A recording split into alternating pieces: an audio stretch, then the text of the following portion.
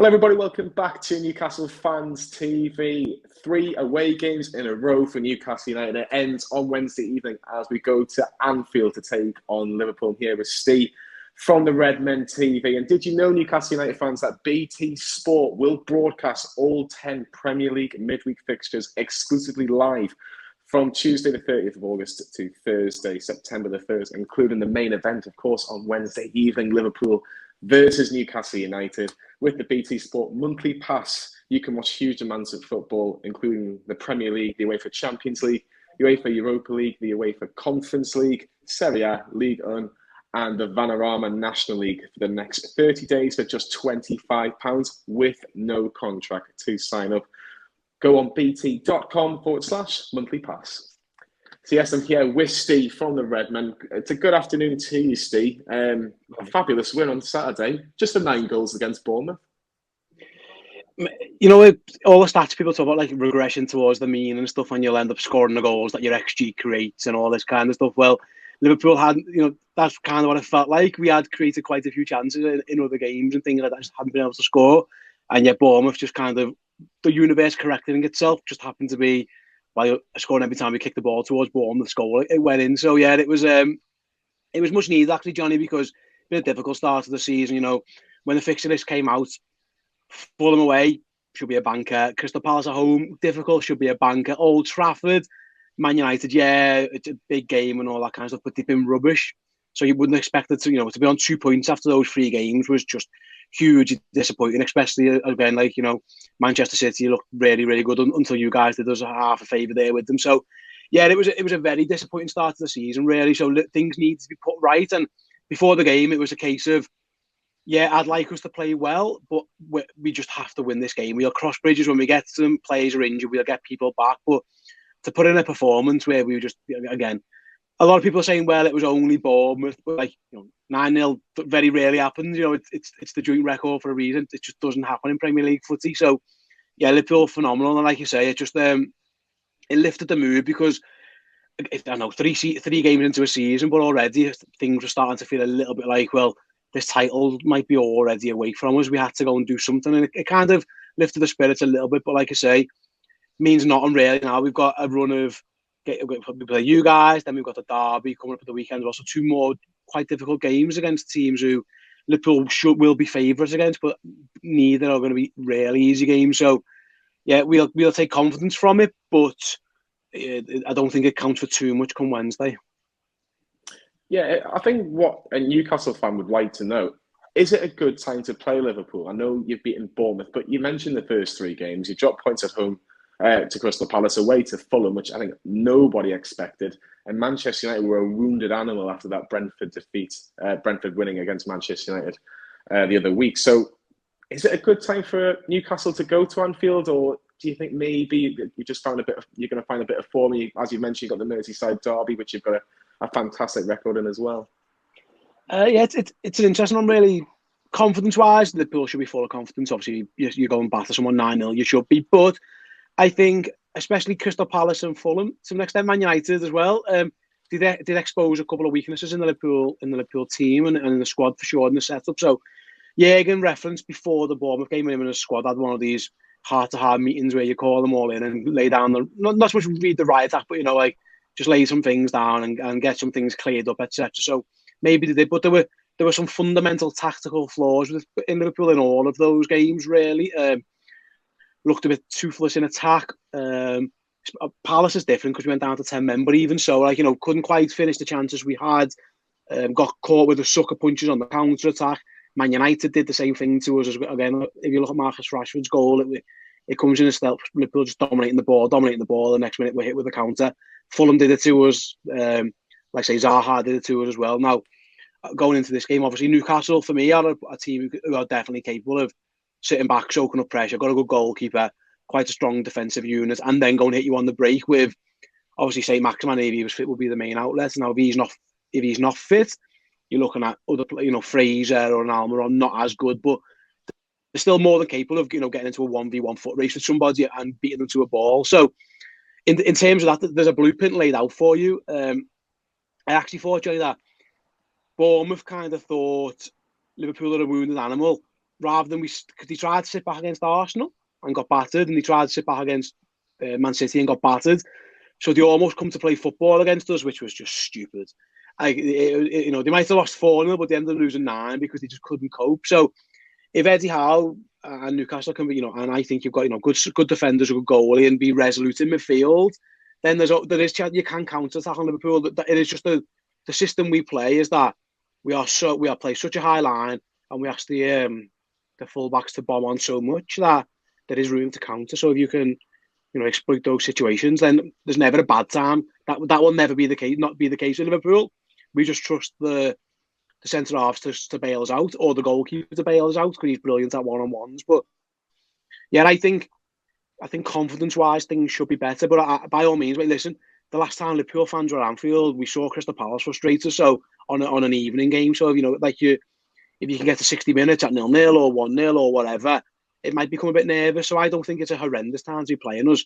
Although we are starting to get players back from fitness, we're nowhere near a full squad. I think obviously you spent a lot of money on Darwin Núñez, who can't play this game for the red card against Crystal Palace at all. Well, everybody will be looking at Mo Salah, of course. I don't know how he didn't score on Saturday. From a Newcastle point of view, who else should we be worried about? Is it Luis Diaz a little bit more, or is it maybe the more quieter Roberto Firmino? Because he just seems to find pockets of spaces and links like Salah, Diaz, even Elliott as well that we saw on Saturday. It just seems to be here, there and everywhere, does Firmino. Yeah, Firmino's been rubbish this season up until the weekend, to be honest. He was poor. Really poor against Man United. He wasn't great against Fulham. Liverpool only got better against Fulham when Darwin Núñez came on, really. Obviously, we didn't see him at Palace. Firmino was injured, but against Man United, he was rubbish. He was really good against Bournemouth. And like I say, I know he's played well against Newcastle in the past, so perhaps. Of those ones you mentioned, Diaz has probably been the best of them. Salah's got the goals because that's the thing with Salah. Mo Salah can have a quiet game and then still score. He's done that at Old Trafford, done it at Fulham really as well. But Diaz has probably been the best of the front three. He's on a couple of goals, and obviously he gets the goal against Palace, scores 2 at the weekend. So he's replacing Sadio Mane, and that's huge shoes to fill. Like, you're replacing an icon of Liverpool Football Club, one of the best players we've ever had. There'll be people, Johnny, if you pick an all-time Liverpool 11, people will be arguing if it's John Barnes or Sadio Mane playing left wing. That's how good he's been. So Diaz has got those boots to fill, but he's always been really good. We were just wondering where the goals were, and it looks like he's found his shooting boots now. So yeah, I think he's the one. You referenced Harvey Elliott there, actually, and I think pound for pound, probably been our best player this season overall.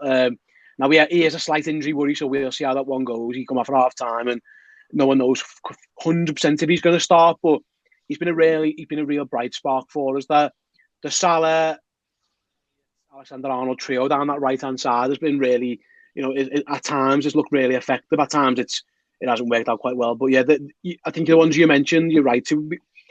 There's not that much more in terms of goals, to be honest. In midfield, we haven't really got that many midfielders who score tons. Fabio Carvalho might develop into that. So, from a midfield point of view, listen, I say this to every time I speak to an opposition fan. The key to stopping Liverpool is to stop Trent Alexander-Arnold. Whether you do that by making him defend more and keeping him pushed back, or closing down the space. Fulham never did that. Fulham to an extent did that rather. Bournemouth didn't do that. Trent had all day, and I think it was 21 progressive passes. He played 25 against Palace. Worldy goal against Bournemouth the other day. So he's actually the key. It's mad to say because he's a right back, but if you want to stop Liverpool attacking you, it probably starts with Trent and to an extent Robertson as well, because they are the supply line. We ask our midfield to be industrious and busy and get about, but we don't really ask them to create chances. That is the fullback. So if you can do that, then you've got half a chance. If Trent has the space that Bournemouth give us, then we'll comfortably win. You've got to stop the supply line. It comes from Trent. Yeah, I think Trent Alexander-Arnold and Andy Robertson have just given nightmares to wingers and defenders over the last 3 or 4 seasons. In terms of seeing what you've seen from Newcastle, Steve, you've mentioned we've done a preview as well on the Redmen channel, to give that a watch as well. 1 win, 3 draws. A win at the Cup against Tranmere, not too far from Liverpool, of course, pretty much on 3 miles away, I think 3 or 4 miles. But unbeaten how worried are you about Newcastle United? I know they've got a few injury worries. We're recording this before Eddie Howe's press conference, but on the whole, have you been impressed by Newcastle and Eddie Howe over the last 12 months or so? Yeah, I think Eddie Howe's a brilliant manager. Like I'm, with all due respect to Newcastle, I'm surprised. He wasn't snapped up before you guys got him. When Everton were looking for a manager, I was thinking, why didn't they sign him? I think they went for Benitez instead. I know you guys are fond of Rafa as we are, but I think Eddie Howe would have been a better option. I think he's a fantastic manager. I watched the City game when I might as well have had the same accent and t-shirt on as you guys, because I was a Geordie for 90 minutes, and in the end I took a draw beforehand, but obviously at 3-1 I was thinking it might have been worse. But I think you've got some top players. I think Trippier's brilliant. I love Saint-Maximin. Actually, I think he's my favourite player in the league, non-Liverpool player. He's just like I say, he's like vibes. He's just there's something about him. He's magic. Like he's a box of frogs, isn't he? He's mental. Don't know what you're going to get from him. He's limping, and next minute he's skinning 7 lads and running riot, and he's done it to us a couple of times. Well, I love him. I've been hugely impressed. Like I say, I think when you get the new ownership comes in, it's easy to just go and splash cash on all kinds and just see what sticks and what doesn't. I think Newcastle have spent really well. They haven't just, I don't. You might disagree, but there's no one who you've really brought in who just looks like an absolute bomb scare. Chris Wood, for that amount of money, he might be one who you flip, and he might not have a long Newcastle career, but at the time it certainly made sense. Weakened Burnley and also got your centre forward while you're waiting for Callum Wilson. But yeah, I think if it was a fully fit Newcastle side, I think I would be very concerned, because you've got the setup to hit the type of team that can hurt us. Like I say, defensively resolute, good goalkeeper, pace on the break, and a goal scorer in Callum Wilson who can, take a half chance and put it in the back of the net.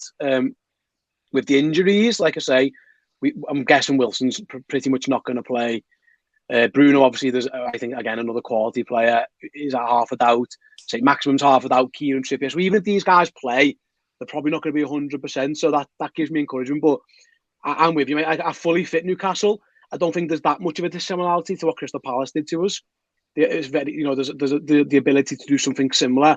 Albeit Palace never had a striker. They used Zaha, where you guys, if it was Wilson, with Saint-Maximin, could have had a bit more of a threat up front. So I think to flip the question over, I think we might be getting you guys at a good time.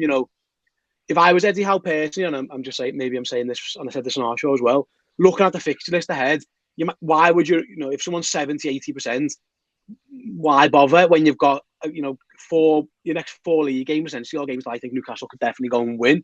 It's like, do you really want to risk Saint-Maximin with a 80% hamstring at Anfield, where we can save him for the games that you've got coming up, where you're probably going to be favourites in all of them, or near enough to? So I think we might be getting you guys at a good time. But I've certainly been impressed by Newcastle. I think come the end of the season, when that Europa Conference / Europa League place, I think Newcastle will certainly be in that range. I think, years gone by, it's been a relegation battle to an extent, and I think it's more the 7th to 10th range for Newcastle than the relegation fodder or relegation battling that you've been. So I've been hugely impressed. Briefly, how long do you think it will take Newcastle to be competing with Liverpool for, say, Champions League places, for example? I don't think he'll be competing with us, because I think we're a level above that, to be honest. I think us and City, I know it's early days in the season, but come the end of the season, I expect it to be us and City. I think there's City and Liverpool, and then a gap to third, fourth. The history suggests teams who have such an influx of wealth eventually get there. And how long it takes? How long does it take Man City? 5 years maybe before you really start to think, oh my goodness gracious me. So maybe that, but I've got no doubt about it. At some point, you can't be that cash rich. That's just the way the sport works. At some point, you'll be looking at, Spurs are very much attainable. Arsenal are very much attainable. They're huge clubs, don't get me wrong, but Newcastle are a huge club, and Newcastle are going to be able to outspend everybody. So at some point, like I say, I think you've got to build to it. I think the players you can attract who are the world superstars, you need to be playing Champions League footy or pay them an extortionate amount. And that's where City went wrong when they first got their money. I thought they just, the Robinho signings and it just didn't quite work. But then they kind of figured it out. You get the next ones, and then you get Vincent Kompany and you get David Silva, really top players, but they're not like the superstars of the world. You develop them into it. So I think I would be shocked if in 5 years Newcastle weren't in the Champions League. I'll put it that way. Can't wait. No. Can't wait. Take Man United's place. Don't take ours. Overtake definitely, United. Definitely. 100%. I don't mind that at all. Steve, just finally, what's your prediction for Wednesday? How do you think it's going to go on Wednesday night at Anfield?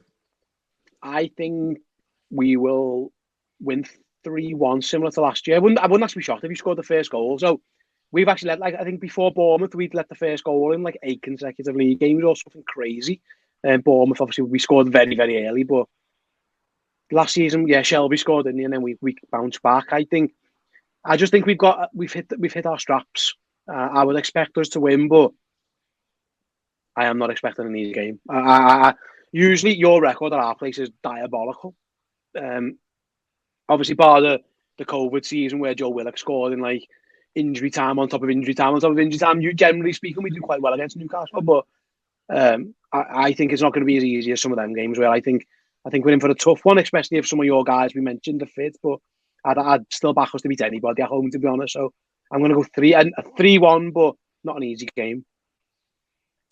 Well, that's Steve's prediction. Steve's going for Liverpool 3, Newcastle United 1 on Wednesday. Remember, you can watch this game live and exclusive on BT Sport as well. It's bt.com/the monthly pass, where you can see all 10 Premier League games, including Liverpool Newcastle, as I've mentioned. Big thanks to Steve from the Redmen TV. The link will be in the description for all their videos. The best Liverpool content out there is the Redmen TV. But if you can like this video and subscribe to Newcastle Fans TV, that'd be greatly appreciated. And from me and Steve, we'll see you all very soon.